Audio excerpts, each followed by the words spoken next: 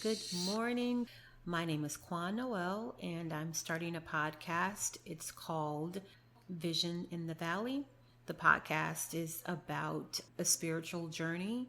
It's about getting to know myself, hopefully, learning about my family and friends. It's mostly about getting used to the love language. He speaks to all of us in specific ways. And it's about my journey, learning what my purpose is and how it's changed my life, and share how all of this comes together to give you the chronicles of a valley girl, because there's vision and revelation even in the valley. And so, my intro to this podcast, I thought I'd start off with something short and something that's very interesting. In fact, it was about an artist who was at the very height of his career. He was very different in that he took well-known works of art and duplicated them on a much smaller scale. So as an example, he would take, let's just say, the Mona Lisa. That's just the first thing that came to my mind. But he would take that same work and then duplicate it on a much smaller canvas. And the canvas he's using things like pennies, coins, things that are the size of the erasers on a pencil, like very, very small canvases. So that by itself is already crazy. But then when you look at his finished work, it was beautiful. He mastered this thing to the point that even on the smallest scale, he was able to put all the character in each of the strokes, if you will, that he used to create this art. This particular piece was something that he felt like he needed to use very delicate fibers. And so as a source, he used the hairs from his own body. No judgment here, right? He used the hairs from his chin to create the work. He needed something so delicate that only something like hair would work.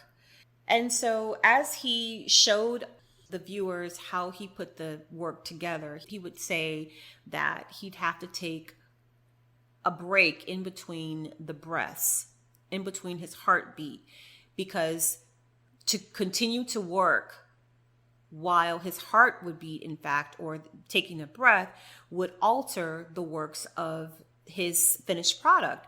And considering it was on such a small scale, you can see how one little breath, right, could alter that. And so when I use the word painstaking, this is like unbelievably painstaking, because you're talking about he's taking this extreme amount of time, because he can't even work at the pace that another artist would work. Even if you were as skilled as he obviously is, you can't work with the same rhythm because it's so small. And then on top of that, he was using the hair from his chin. He was plucking the hair from his chin. And I say that because, again, no judgment there, but that we're talking about painstaking projects. And the part that blew my mind, because all of that is just fantastic, and it's kind of maybe hard for you to envision because you didn't see his final work. I'll tell you now that they showed 2 or 3 of his pieces up close, and then they showed a little showcase of much more of his work. And he is a talented artist. And now forgive me because I do not remember the program, nor do I remember the artist. But the thing I do remember is that he said to the producer that he did not enjoy his work. And it hit me like a ton of bricks. He said that he does, however, enjoy when he is able to watch the audience, his fans, view his work. And I get that from a very creative space, working on the project, especially because it took so much out of him to create that. He didn't get any joy out of that, but he did get joy out of saying like, oh, they get me. They see the art, they see, this finished product, and I'm happy. And that just made me sad. It made me sad because it reminded me of our daily lives. Like we do these things. We go to these jobs every day, whether we are dentists or accountants or we are bus drivers or mail carriers or whatever it is that we do. We do these things every single day, and we do them because we have to do them. You may even be creative. Maybe you're an artist and you're making music, or you're a painter. The point is, whatever we put that much time in, we should be getting joy. I refuse to spend my life only being happy with the finished product. Because first of all, it's life. It's the journey. So our finished product is not until we're no longer here, right? So I sincerely believe that this is the moment that we're all supposed to stop and say, I will get joy. I will get some joy out of what I do. If it's important enough for me to do it, I will get some joy out of it.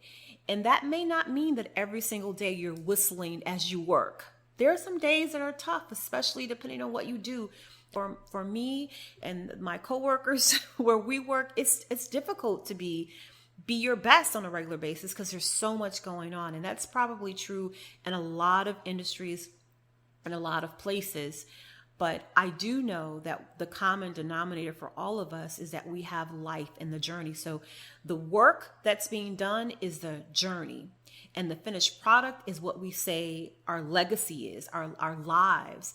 So we have to get some joy out of our regular routine days. Take a breath and get some joy. Let the heart beat and get some joy. We have to, we must. And I believe that when we take that into consideration and we look at not waiting until the finished product to receive joy, it'll make all the difference in the world.